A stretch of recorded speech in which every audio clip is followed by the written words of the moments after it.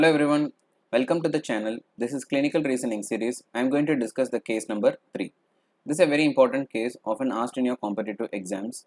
So you need to have an idea about how to approach this case as well as some important points related to the disorder in this particular case.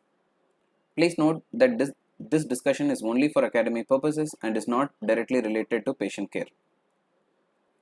This is the clinical summary of the case. This is a 60-year-old man with fever and pain in his left knee. On examination, the knee is red, warm and swollen. Arthrocentesis reveals 1,80,000 leukocytes per microliter and a glucose of 20 mg per deciliter. Crystals are negative in the joint fluid.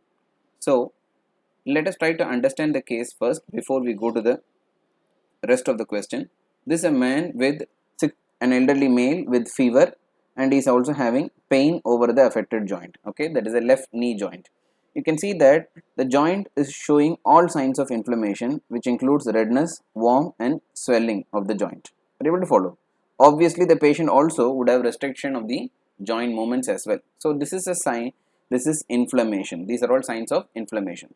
So, what does arthrocentesis means? Arthrocentesis means you are aspirating the fluid from the joint space and analyzing it. Okay, that's called arthrocentesis. You can see that there is 1,80,000 leukocyte, which is very high count, okay, which is a very high count of WBCs inside the joint space. Are you able to follow this? Right. Now, what can you make out from the point of glucose being 20 mg per deciliter? Please remember the normal difference between the blood glucose and the glucose in the joint space is very minimal. It is something like 10 mg per deciliter. For example, I say the blood glucose is 100 mg per deciliter. The glucose in the joint space would be something like 90 or 95 mg per deciliter. But here you can note that the glucose is only 20 mg per deciliter. That means what? Blood glucose is 100, but glucose in the joint space is very less. Okay, is very less. It is very less. Very less. This is again a sign of a very severe infection or an inflammation inside the joint space. Please make a note of it. And it is mentioned already that crystals are negative. Now, with this, the question is what should be done next? Serum uric acid, gram stain and culture of the joint fluid, ANCA levels and ANA levels. What do you think is the answer? Now, with the information given, I can easily rule out two options. One is the ANCA levels. Why I am ruling out this? Because ANCA level is often associated with some vasculitic disorders. There is no evidence of any other feature to say that it's a vasculitis in this particular patient. So, it can be ruled out. Second thing is that it will not just present with a single joint arthritis alone as the sole manifestation. That is why vasculitis is ruled out. Second is ANA. That also can be ruled out because you know that ANA is seen in so many autoimmune disorders, especially SLE. Are you able to follow this? Now, do you find any evidence of SLE here? There are no typical features like this rash or the malar rash. Okay, there are no other features of SLE in this particular patient. Second thing to be noted is that in SLE, the joint involvement is often involving the joints of the upper hand. Okay, for example, the wrist as well as the small joints of the hands also can be affected. Okay, and it is usually more like a polyarthritis. So that is why SLE can be ruled out in this particular patient. So we are left with two options: serum uric acid, gram stain and culture of the joint fluid. In fact, for your exams, okay, to approach this type of questions of monoarthritis, you see that there was single joint only affected, no? So it is monoarthritis. There are two important differential diagnoses. One, of course, is infection, okay, which is what we call it as a septic arthritis. The second one is some crystal deposition. Crystal deposition. The typical example of which is gout. The typical example of crystal deposition is gout. So for gout, you can check the serum uric acid level. To rule out infection, you can do the gram staining and culture of the joint fluid. So which will be the answer? If we go back to the question, the answer will become very clear. What is given in the question? It is very clearly mentioned that the crystals are negative.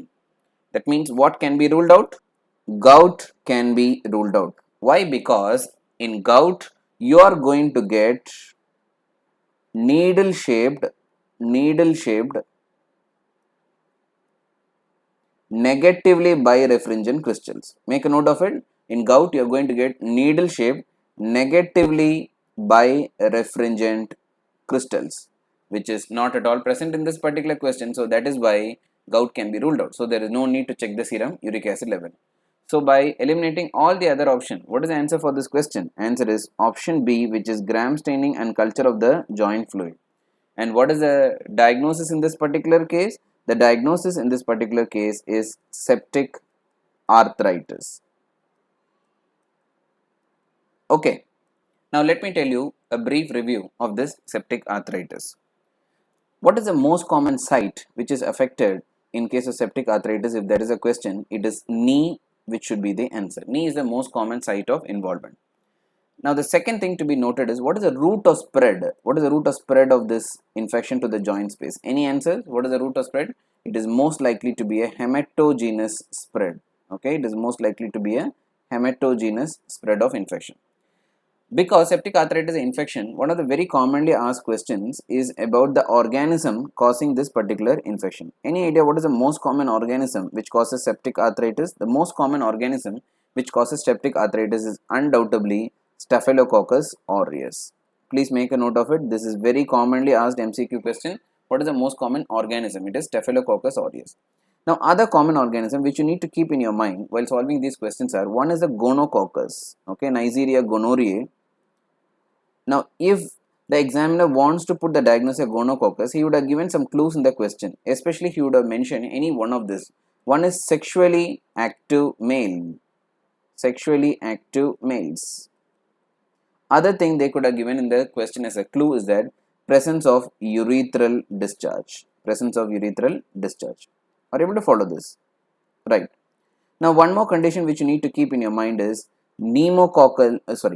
Pseudomonas infection. Pseudomonas infection. Pseudomonas infection, if they want to give that as the answer in your question, they would have given a clue in the form of IV drug abuser. This is one of the very important high risk behavior which predisposed to the development of Pseudomonas infection. Okay, right. So please make a note of it.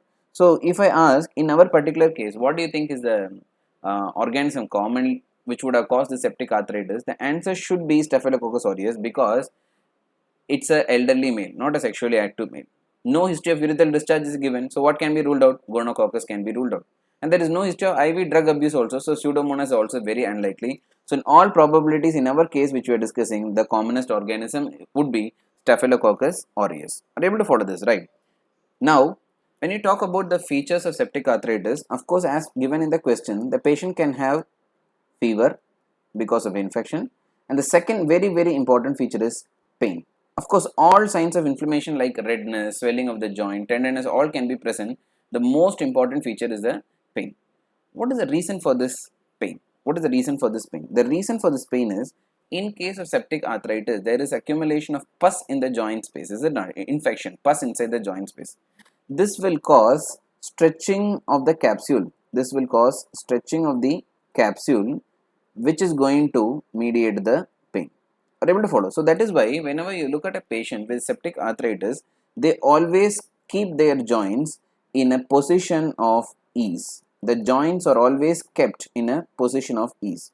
What is the meaning of position of ease? It is a position during which the pain is considerably decreased. That is called as a position of ease. Okay, right. So what are the position of ease for different joint is by itself a very important MCQ question often asked in the exam. Okay, right. Can anybody tell what is that position of ease for the hip joint? Okay, what is the position of for the hip joint? Yes, any idea? It is flexion, abduction and external rotation. It is flexion, abduction and external rotation.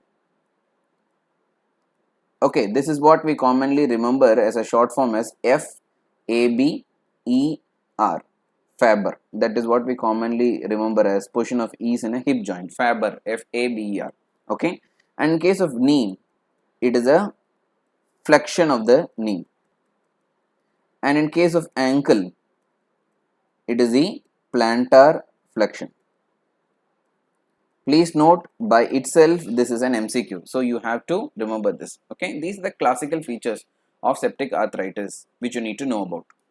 Coming to the investigations part, of course, because this is an infection, you have to check for the blood counts. You also have to check for the inflammatory markers like ESR and CRP. Okay, right. Second is, of course, you need to take the blood culture. you need to take the blood culture. The point to be remembered is the blood culture is positive only in 50% of the cases. Okay, however, in every case, blood culture has to be taken. Next is that if you take the X-ray, one of the early evidences of X-ray of septic arthritis on an X-ray would be joint space widening, because you know that the fluid is accumulating. This would cause joint space widening. Are you able to follow this, right? And of course, the investigation which I had put up in the question, which will clinch the diagnosis, it is nothing but arthrocentesis, aspiration of fluid from the joint and analyzing it. Okay, so as given in the question, because this is an infection, there is very high level of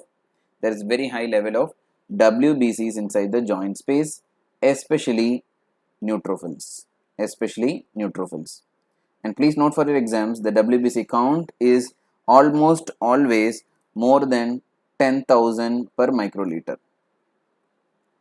Are you able to follow this? Okay, so very high counts is a characteristic feature in septic arthritis. Second thing, as I told you, is that the difference between blood glucose and the glucose in the joint space. Okay, joint space glucose. What is the normal difference? I told you it is very minimal, or maybe 10 milligram per deciliter. That's all. That is the difference. But in case of septic arthritis, the difference will be more than 25 milligram per deciliter. So higher the inflammation, very less will be the value. Are you able to understand this? So blood glucose minus joint space glucose is more than 25 milligram per deciliter. That means if the blood glucose is say 100, the joint space glucose will be less than 75. Are you able to follow this? Right. So these are the important investigation which you need to keep in your mind. Finally, if they ask you what is the treatment of choice in this particular condition, remember it is a pus which is accumulating inside the joint space. Any pus has to be relieved. Here also you have to open up the joint space and relieve the pus. What is the name for opening up the joint, okay, and relieving the pus called as? It is called as arthrotomy. Please make a note of it. Of course, this is an infection. So the second important thing which should be done in this patient is starting a antibiotic. Very, very important. The commonest antibiotics used are third generation cephalosporin. Typically used is a cefotaxime along with amikacin. Please note, this is a deep-seated infection, so you need to remember that the duration of treatment in this particular condition would extend up to 6 weeks. This is very, very important. This is not a simple 1 or 2 weeks treatment. It has to be for 6 weeks. Okay, right. Now, last one is something like a additional point which is not related to septic arthritis, but still I feel that it's important for your exam. So that's why I'm telling you here. There are two important conditions associated with the presence of crystals in the joint space. Okay, one is, I have told you already, one is the gout. Second is pseudo gout. Now, in case of this gout, what you are going to get is, remember like N. Okay, in gout, what you are going to get is negatively birefringent. Please make a note of it. Negatively birefringent crystals, and it is needle shaped. So N for negative, N for needle shaped crystals. Are you able to follow this? Right. Whereas in case of pseudo gout, okay, what is first of all pseudo gout due to? Please remember, pseudo gout is due to calcium pyrophosphate deposition. Remember as P. Okay, calcium pyrophosphate deposition. Okay, right. And remember P for positively birefringent crystals. And one more point, what is the shape of crystals in case of this pseudo gout? It is rhomboid shape. So remember N for gout and P for pseudo gout. Okay, N for negative in gout, P for positive in pseudo gout. Are you able to follow this? So that is for today's discussion. I hope you like this video. Please comment if you have any queries. Please feel free to share with your friends, and don't forget to subscribe this channel to get the updates as and when they are posted. I'll see you in the next clinical case reasoning series. Thank you.